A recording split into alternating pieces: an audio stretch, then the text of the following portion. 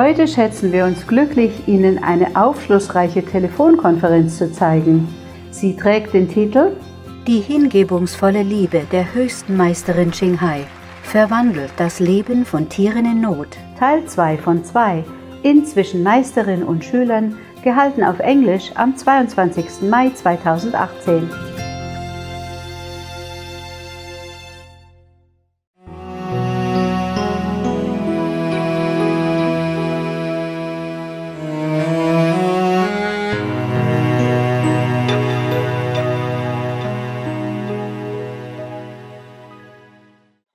Anyway, where am I? Oh, God.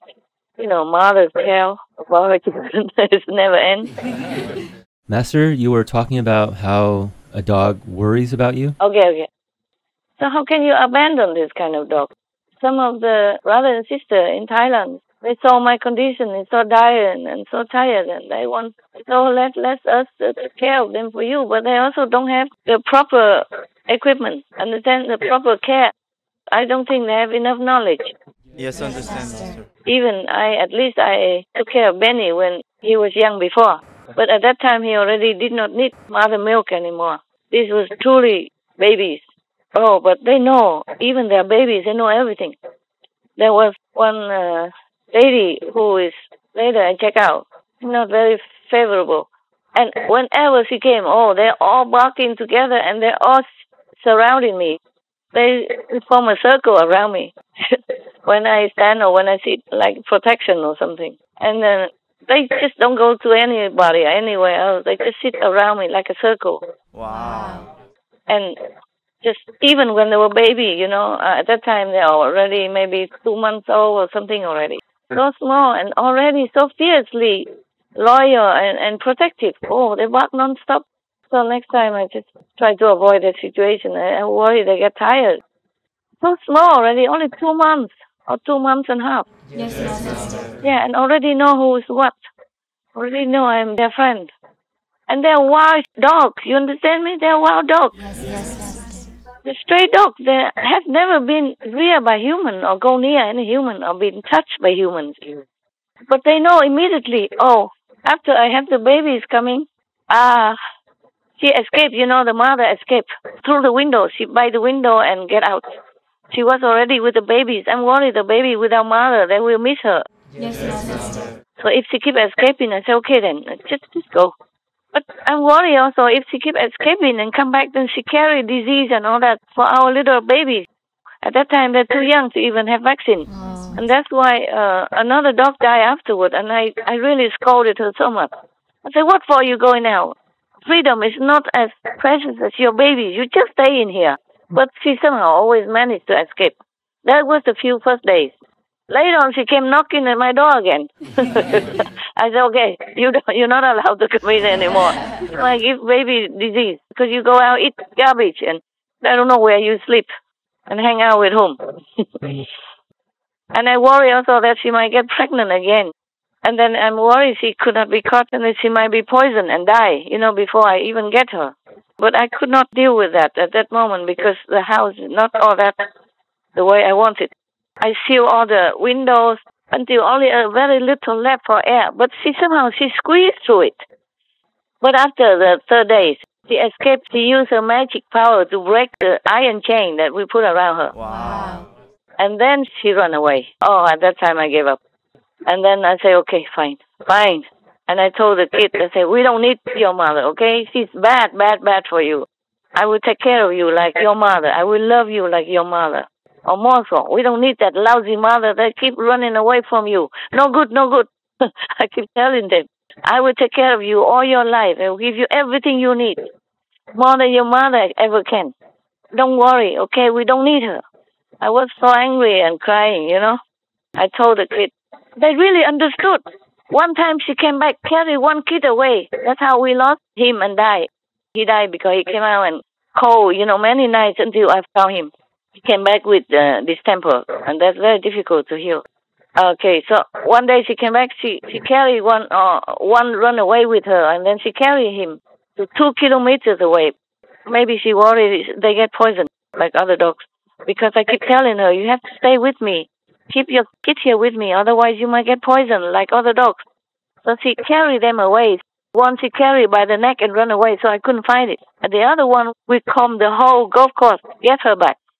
So she carried one away, and then the other one go with her, but didn't go so far and get trapped somewhere under one of the building, and then we got her back.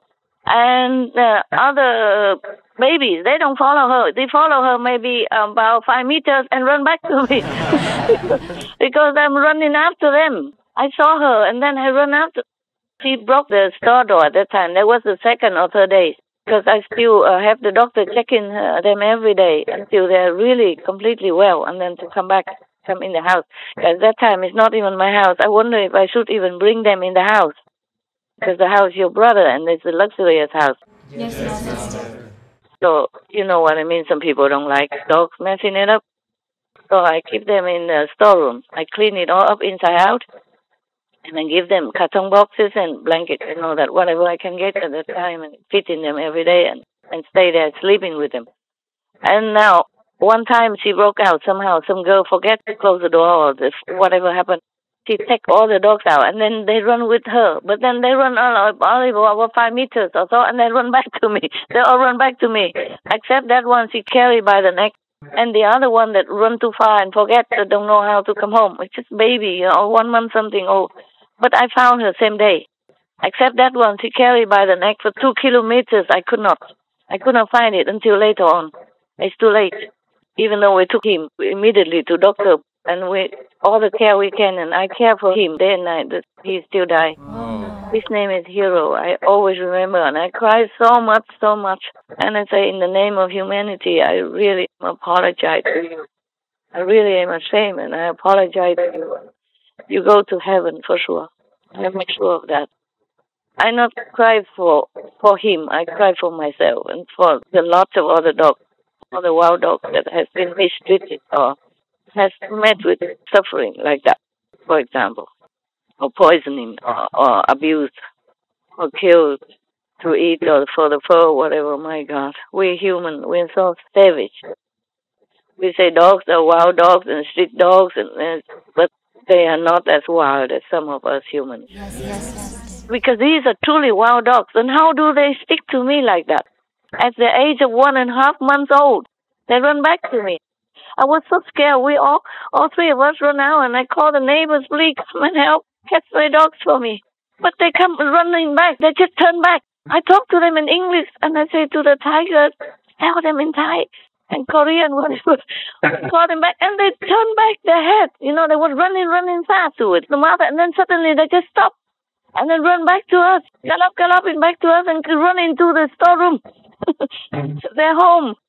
They know they shouldn't listen to the mother. I told them, don't care about that mother because she keep going out and deserting you like this. She's a bad girl. I will take care of you. Don't worry. And maybe they understood that.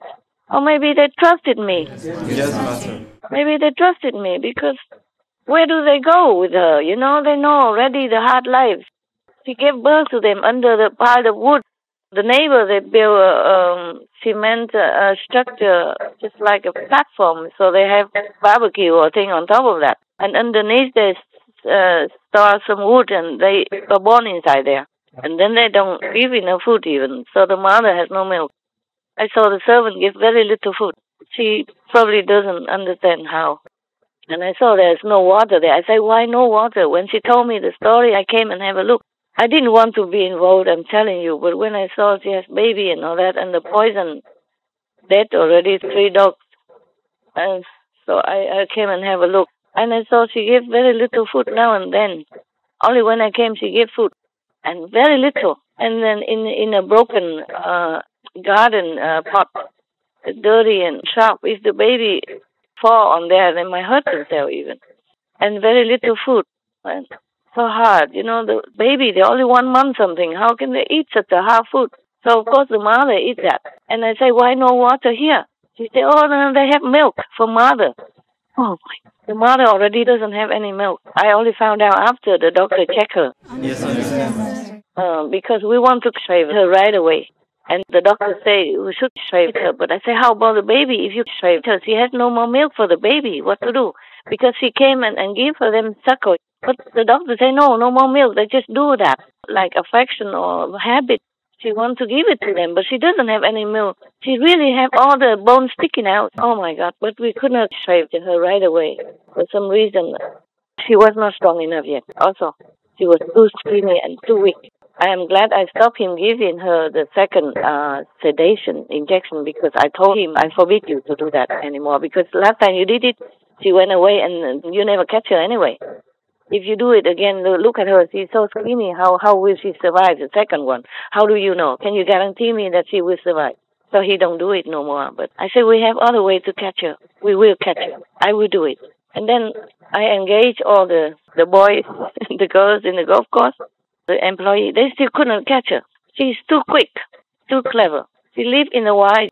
She knows all the tricks and all the corner of the golf course.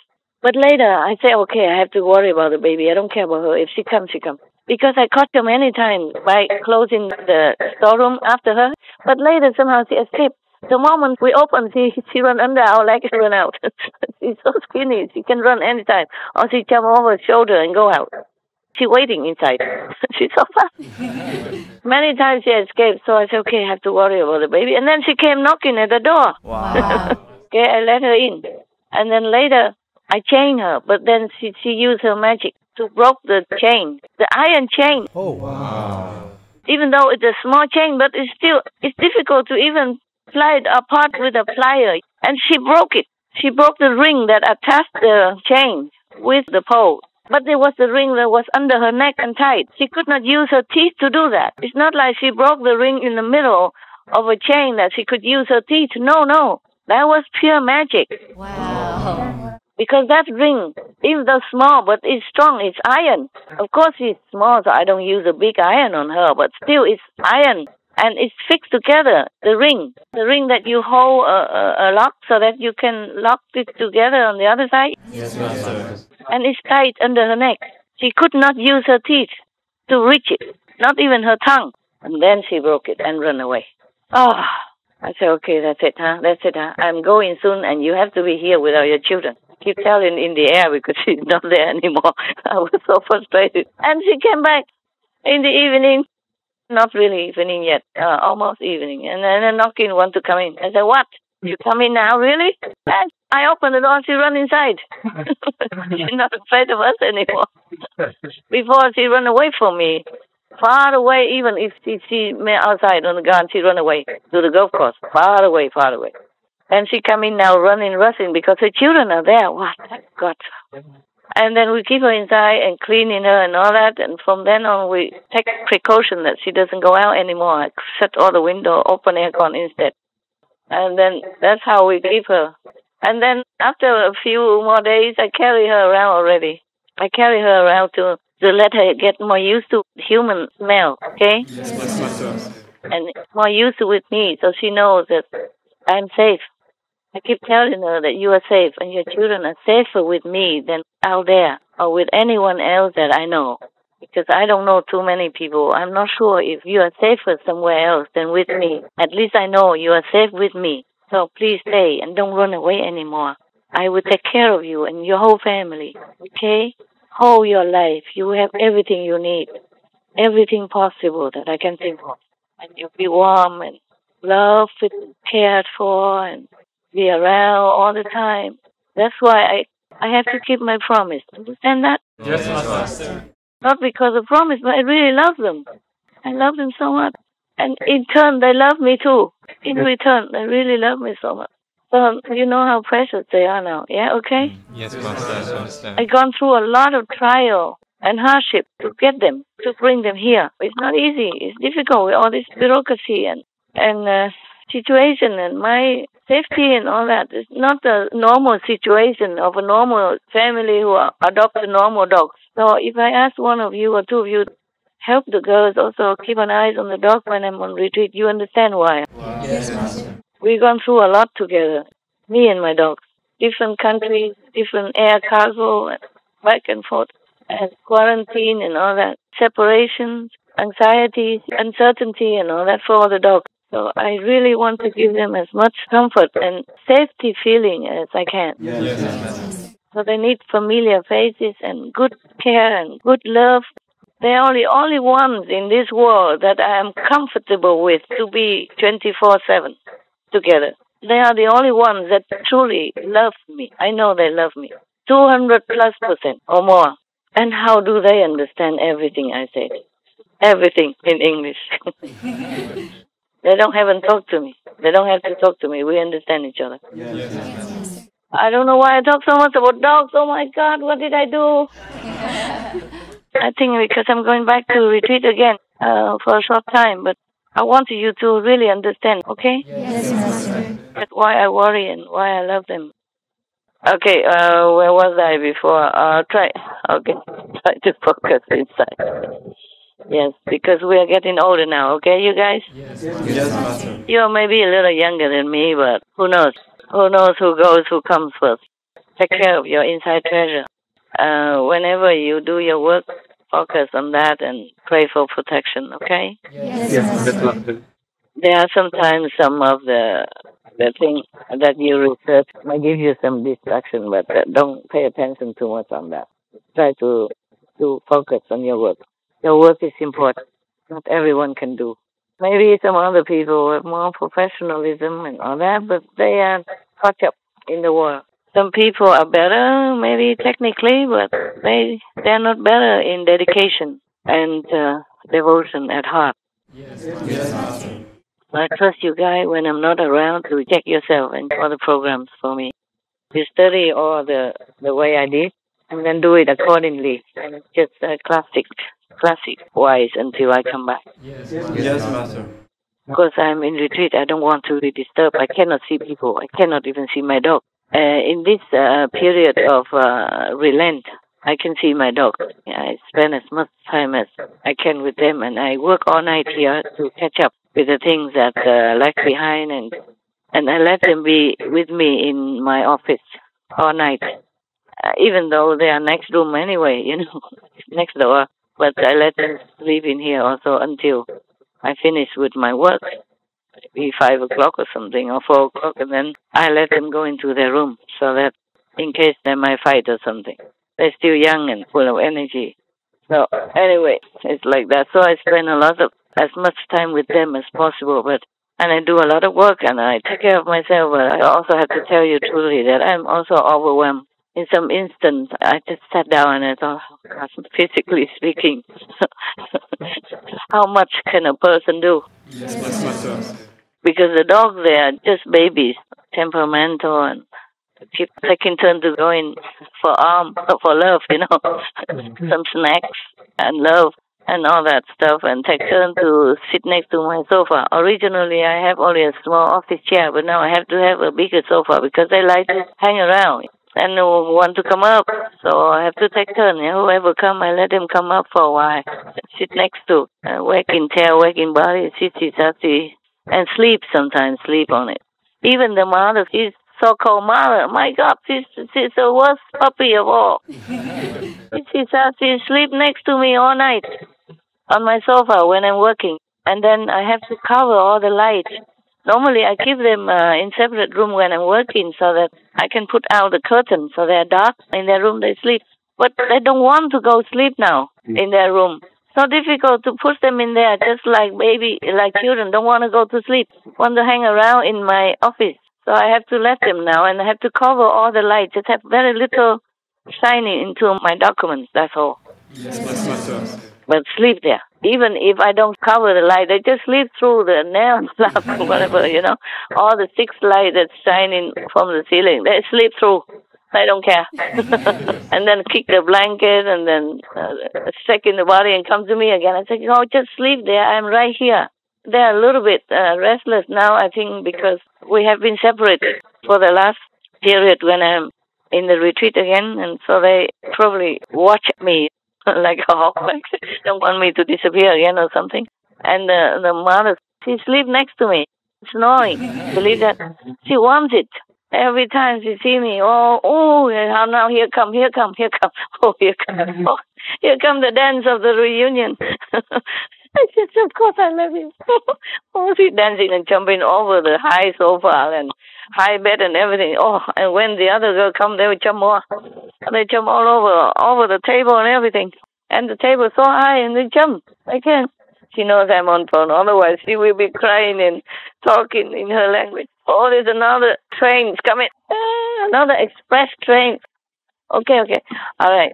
I don't know what to want to talk to you about. I think it's long enough. I have to go now. Any question at all? No, Master. Okay. I have to take care of the dogs now, okay? Yes, Master. Because they come in, then I have to let them mix together. But there have to be some tricks in before that until they settle down. I have to take care until they settle down. Gotta go now. Thank you very much for listening. I go now. Bye-bye, huh? Bye, Master. And thank you for being diligent. Thank you, Master. Bye-bye now. For now.